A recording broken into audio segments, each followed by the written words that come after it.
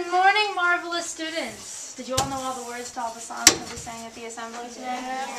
When did you guys learn that Pledge of Allegiance song? First grade. Like kindergarten-ish? First grade, we had to do a performance with the school shooters. Oh, wow. So you guys are pros by now. Yeah. Excellent. Good morning, marvelous students. There's plenty of room on the risers. We are traveling back to the 1960s today. What history did we study in the month of February? Black History Month. Black History Month. There was a very famous speech called I Have a Dream that was given to fight for equality for every skin color. Who gave that speech? Spencer. Dr. Martin Luther King Jr. We are going to sing and write freedom songs and see how they were used in protests. Let's work hard and fight for equal rights today. Now, what is a protest? Who knows what a protest is? Adam? Well, when you think something is like wrong or not right, usually people will go in like streets or somewhere like every Saturday.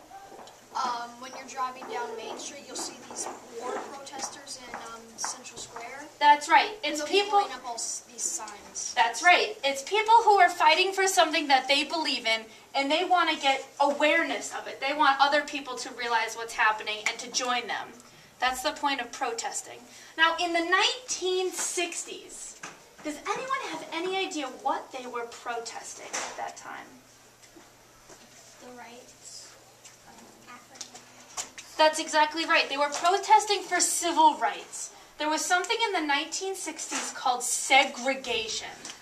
Now, does anyone know what segregation is?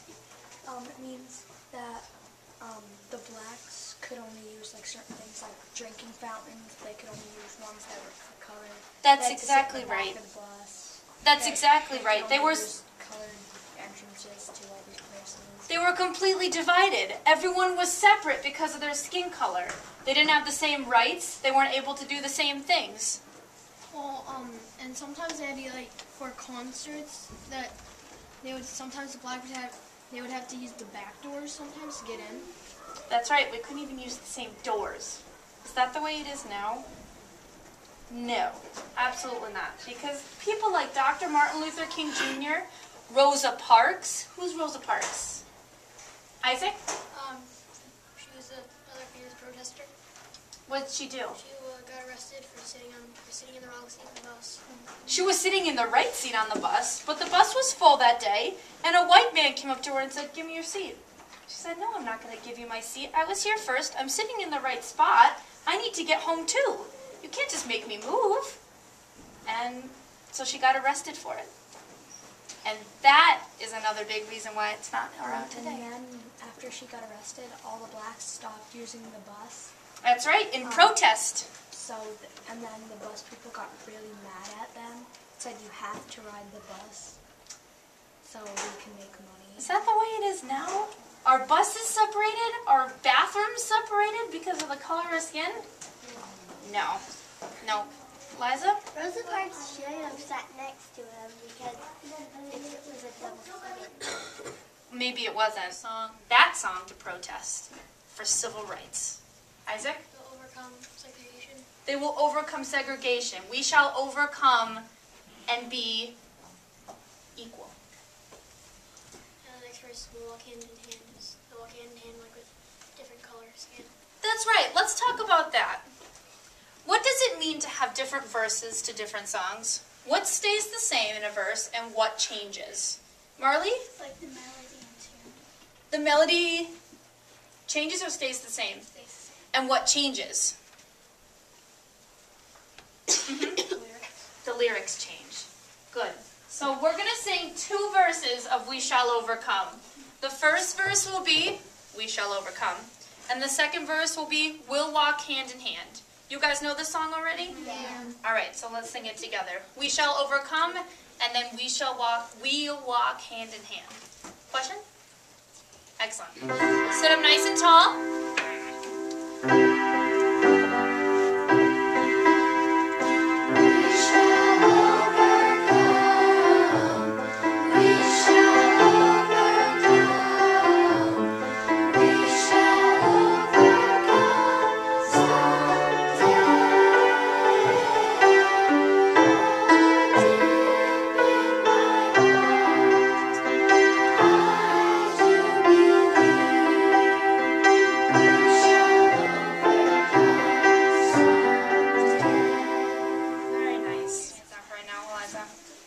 what we are going to do is behind you there are boards with a particular song on it.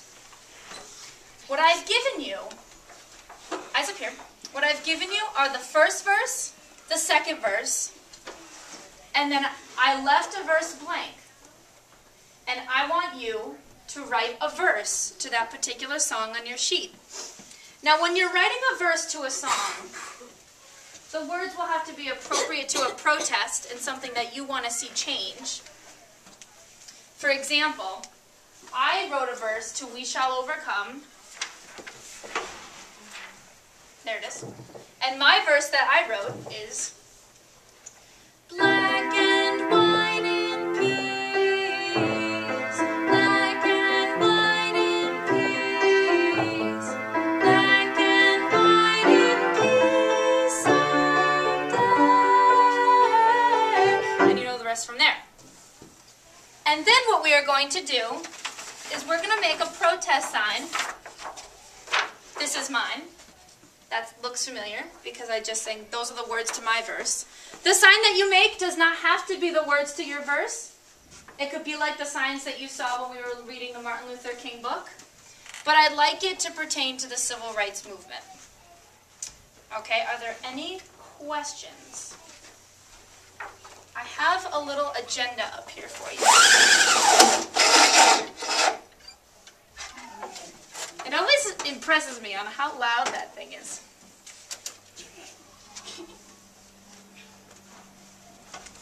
What you're going to do when you get to your song, write your name, you know that. Read through the lyrics in case you don't know them as well as some other songs. I want you to underline the words that change in the first verse. Between the first verse and the second verse, what are the words that change? Write your own verse to the song. At the bottom, there's a little space for you to write why your song is a protest song. I want you to tell me why it pertains to the civil rights movement. And then, on the table back there where the recorders are, there's a piece of protest paper, and the crayons are in front of Mrs. Heron's desk. And I would like you to draw a civil rights sign to go with your song. Are there any questions before we begin? Liza. Well,